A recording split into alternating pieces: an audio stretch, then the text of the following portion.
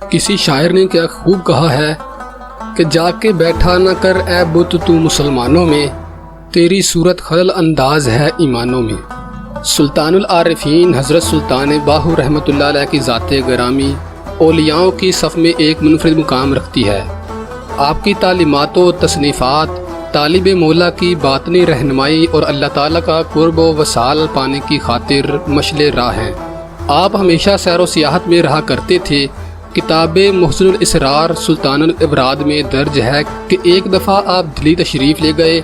وہ دن جمعے کا دن تھا اور دلی کی مسجد لوگوں سے کھچا کھچ بھری ہوئی تھی، اور اس وقت کا بادشاہ اورنگزیب عالمگیر اپنے سب وزیروں، اراکین اور مصاحبین کے ساتھ مسجد میں موجود تھے۔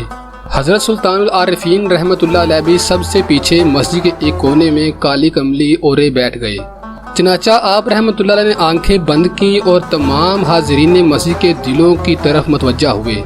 فوراً ہی تمام حاضرین میں سخت وجد اور جذب پیدا ہو گیا۔ بعد تو زار و قطار رو رہے تھے اور کچھ وجد اور جذب سے پھرکنے لگے، بعد کپڑے پھاڑنے اور کچھ لوگ بے اختیار کلمہ پڑھنے لگے، اور خاص چیدہ نیک بندوں کے سینے روشن ہونے لگے، اور ان کے قلب سے ذکر ہو جاری و ساری تھا۔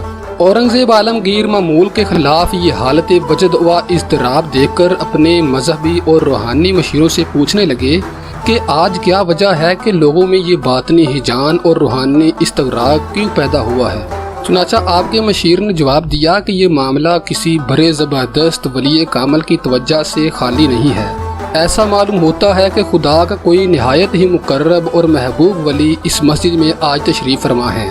انہوں نے اپنے دل کا باطنی دروازہ کھول دیا ہے، اور یہ تمام حاضرین مسجد اس کی خوشبو سے مست و بے خود ہو کر سر دھن رہے ہیں، جھوم رہے ہیں۔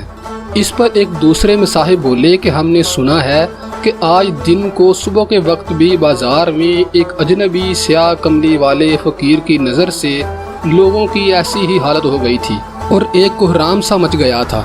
غرض اورنگزیب عالمگیر بادشاہ کو آپ رحمۃ اللہ علیہ کی زیارت کا سخت شوق دامن گیر ہوا، اور آپ نے اپنے مصاحبوں اور ملازمتوں کو سلطان العارفین کی تلاش پر مامور کر دیا، اور حکم دیا کہ جس طرح ہو سکے ایسے خدا کے پیارے اور محبوب مرد خدا کو ڈھونڈ نکالو تاکہ ہم ان کی زیارت سے بامشرف ہو جائیں۔ کہتے ہیں کہ حضرت سلطان العارفین رحمۃ اللہ علیہ نے اس آدمی کے ذریعے جس کے پاس آپ دلی میں مقیم تھے ایک پیغام بھیجا کہ آپ فقیر صاحب کی تلاش اور تجسس نہ فرمائیں، میں خود فقیر صاحب سے آپ کی ملاقات کروا دوں گا۔ چنانچہ بعد میں خفیہ طور پر شہنشاہ عالمگیر کو اپنی زیارت سے مشرف فرمایا۔ بادشاہ نے بیعت حاصل کرنے اور مرید ہونے کی درخواست کی۔ اس پر حضرت سلطان العارفین رحمۃ اللہ نے فرمایا کہ میرا شیوا اور اصول دنیا میں گم نام اور بے نام و نشان رہنا ہے۔ تیری مریدی اور تعلق سے میرا یہ اصول قائم نہیں رہے گا، لہٰذا میں تمہیں تلقین اور ارشاد اس شرط پر کرتا ہوں کہ آئندہ آپ مجھے ظاہری طور پر کبھی یاد نہ کریں، بلکہ میں تجھے گاہے بگاہے باطن میں ملا کروں گا۔